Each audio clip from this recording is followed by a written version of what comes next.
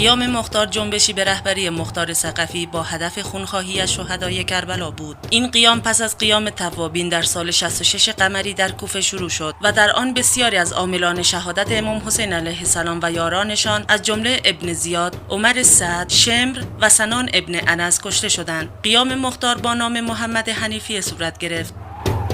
سلام به همراهان عزیز. در این ویدیو قصد داریم تا در مورد قیام مختار ثقفی با جزئیات کامل بپردازیم. منابع ما روایات اسلامی و کتاب‌های تاریخی است. قبل از تماشا کانال ما را سابسکرایب و برای حمایت از ما کافی است این ویدیو را لایک کنید.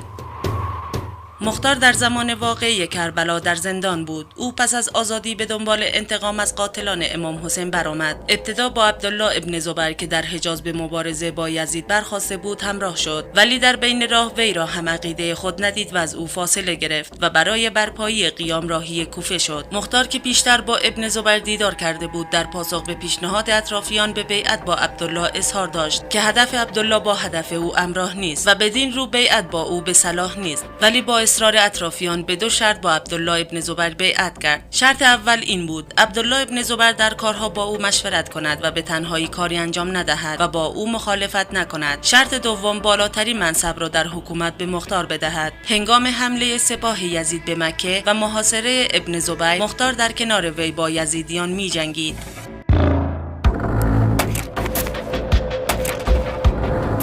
به گفته برخی منابع وقتی مختار دید که عبدالله با او به حیله و مکر معامله می کند و ادعای خلافت دارد، از او کناره گرفت و راهی کوفه شد تا مقدمات قیام را فراهم کند. مختار قبل از حرکت به سوی کوفه با محمد حنیفی دیدار کرده و از قصد خود وی را مطلع نمود و از وی کسب تکلیف کرد. محمد حنیفی در جملاتی کلی به وی اجازه داد و در ضمن از وی خواست تا تقوا را فراموش نکند. مختار از مکه عازم کوفه شد. در بین راه در محله‌ای نزدیک کوفه بر مصائب امام حسین گریه کرده و به سوگواری پرداخت تا آنکه شیعیان وی را دیدند و به او گرویدند. ورود مختار به کوفه 6 ماه پس از مرگ یزید و در نیمه ماه مبارک رمضان بود. همزمان ابن زبیر عبدالله ابن مطیع را به عنوان والی به کوفه فرستاده بود. مختار پس از ورود به کوفه با دعوت سلیمان ابن سرد و قیام توابین مواجه شد. از آنجا که سلیمان را برای قیام مناسب نمیدید، از همکاری با آنان خودداری کرد. وی به کوفیان نیز میگفت سلیمان در زمینه جنگ تجربه نداشته و رموز جنگ را نمیداند. عمر سعد نیز نزد حاکم کوفه رفته و از بی‌ضرر بودن توابین و در مقابل خطر آفرین بودن مختار سخن گفت. بدین جهت در هنگام وقوع قیام توابین مختار در زندان بود. پس از شکست قیام توابین، مختار در نامه‌ای بازماندگان قیام را به بیعت با خود دعوت کرد. آنان نیز ضمن پاسخ مثبت به درخواست مختار به وی پیام دادند حاضرند به زندان حمله کرده و مختار را آزاد کنند. مختار از آنان خواست دست نگه دارند، زیرا تا چند روز دیگر خود آزاد خواهد شد. مختار نامه‌ای به عبدالله ابن عمر شوهر خواهر خود نوشت و از وی خواست تا میانجیگری کرده و موجبات آزادی مختار را فراهم کند. عبدالله ابن عمر نیز چنین کرد و مختار از زندان آزاد شد. حاکم کوفه ابراهیم ابن محمد به هنگام آزادی مختار از وی تعهد گرفت که اقدامی علیه حکومت انجام ندهد و سوگند بخورد که اگر اقدامی علیه حکومت انجام داد 1000 شتر قربانی کرده و بردگان خود از زن و مرد همه را آزاد نماید.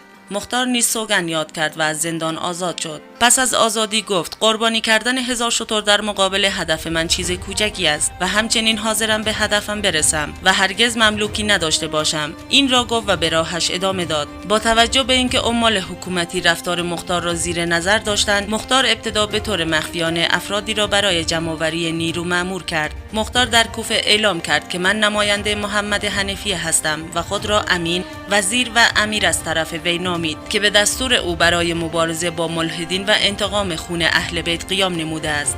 عده‌ای از شیعیان در خانه شخصی به نام سر ابن ابی جمع بودند. عبدالرحمن ابن شریح گفت مختار ادعا دارد که نماینده محمد حنیفی است. خوب از خودمان به مدینه برویم و از صحت ادعای مختار آگاه شویم.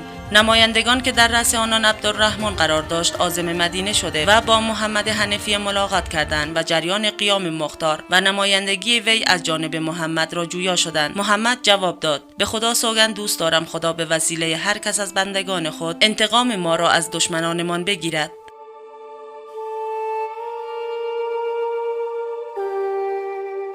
طبق روایت محمد حنفیه آنان را به نزد امام سجاد برد تا کسب تکلیف کنند. امام سجاد فرمود: عمو جان، اگر یک بنده ای به حمایت ما برخیزد، بر مردم واجب است او را یاری نمایند و من تو را در این امر نماینده قرار دادم، پس آنچه به صلاح است انجام ده. آنان از مدینه بیرون آمدند و گفتند: امانا امام سجاد و محمد حنفیه به ما اذن دادند و پس از بازگشت ادعای مختار را تصدیق کردند.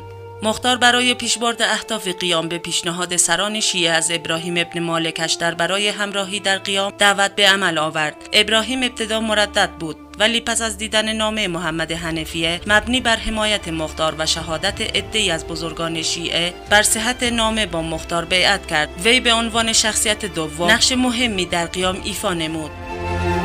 با برنامه ریزی های سران قیام ابتدا بنا بود در پنجشنبه 14 ربیع الاول قیام آغاز شود، ولی با درگیری زودهنگام ابراهیم با فرمانده نیروهای نظامی کوفه و کشتن وی، قیام در سه‌شنبه 12 ربیع الاول سال 66 قمری شروع شد. پس از آن قیام علنی شده و نهایت پس از چند روز درگیری به فرار عبدالله ابن موتی حاکم کوفه منجر شد. عبدالله ابن موتی از طرف ابن زبیر به عنوان حاکم جدید کوفه منصوب شده بود تا بر قیام غلبه کند. جمعه 15 ربیع الاول سال 66 قمری مختار وارد قصر کوفه شده و نماز جمعه به امامت وی اقامه شد. وی قبل از نماز 2 خطبه ایراد کرد و در آن اهداف قیام را تبیین کرد و پس از آن مراسم بیعت برگزار شد.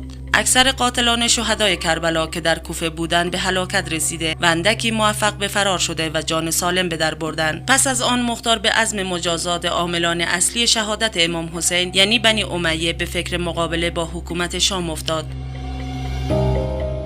بنابر برخی از گزارش‌ها پس از کشتن قاتلان امام حسین بزرگترین آرزوی مختار تجهیز و فرستادن سپاه ابراهیم به سوی شام بود. مختار 2 روز پس از قلع و قم قاتلان امام حسین در ذی‌الحجه سال 66 قمری ابراهیم را بدرقه کرده و به سوی شام فرستاد. از آن طرف نیز عبیدالله ابن زیاد با لشکر زیادی برای مقابله با ابراهیم عازم شد و 2 لشکر در نزدیکی‌های موصل به هم برخورد کردند. در بعضی از گزارش‌ها تعداد لشکر ابراهیم را 20,000 تا 30,000 نفر تخمین زدند.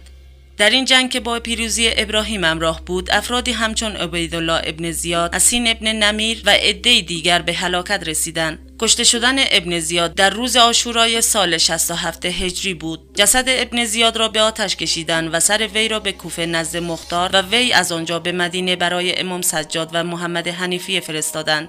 هنگامی که سر ابن زیاد به محضر امام سجاد رسید، امام در حال تناول غذا بود. امام سجاد در این باره می‌فرماید: هنگامی که ما را بر ابن زیاد وارد کردند، او در حال غذا خوردن بود و سر پدرم در مقابلش بود. پس گفتم خدایا زنده باشم و ببینم روزی که سر ابن زیاد در مقابل من قرار دارد. عبدالله ابن زبیر، محمد حنفیه و عبدالله ابن عباس و 17 نفر از بنی هاشم از جمله حسن مثنا را در غاری زندانی کرد و تهدید کرد اگر بیعت نکنند آنها را در آتش می‌سوزاند. محمد حنفیه پیامی به مختار فرستاد و از وی کمک خواست. مختار نیز سپاهی که تنها سلاحشان چوب بود به مکه فرستاد و آنان بنی هاشم را رها کردند. این گروه به چوبداران معروف شدند. مسلح شدن به چوب از آن جهت بود که احترام مکه را نگه دارند و با شمشیر وارد آن شهر مقدس نشوند. عده‌ای از قاتلان امام حسین علیه السلام موفق به فرار شدند. آنان به سوی بصره رفته و مصعب ابن زبیر را به جنگ با مختار تحریک کردند. 2 گروه ابتدا در منطقه به نام مزار با هم روبرو شدند. در این جنگ سپاه مختار شکست سختی خوردند. سپس جنگی با حضور مختار در بیرون کوفه در گرفت که در آن جنگ نیز نیروهای مختار شکست بزرگی خورده و به سوی کوفه عقب نشینی کردند. در این جنگ محمد ابن اشعث کشته شد. نیروهای مصعب به سوی شهر پیشروی کرده و پس از درگیری‌های در داخل شهر موفق شدند نیروهای مختار را شکست داده و دارالاماره را محاصره کنند. 6,000 نفر همراه مختار داخل دارالاماره بودند. مختار به آنها پیشنهاد داد تا به دشمن حمله کرده و شرافتمندانه کشته شوند، ولی آنان نپذیرفتند. مختار به همراهی 19 نفر از قصر بیرون آمده و پس از جنگ نابرابری به قتل رسید. این واقعه 14 رمضان سال 67 قمری اتفاق افتاد. کسانی که حاضر نشدند به دستور مختار عمل کنند، پس از مختار هر 7,000 نفر دستگیر و گردن زده شدند. مصعب پس از کشته شدن تمام اسرا به سراغ 2 همسر مختار رفته و از آنان خواست از مختار بدگویی کنند. یکی از همسران مختار چنین کرد و آزاد شد، اما عمره گفت خدا او را رحمت کند که بنده ای از بندگان صالح خدا بود. بدین جهت مصعب دستور قتل وی را صادر کرد و شخصی به نام مطر وی را به قتل رساند.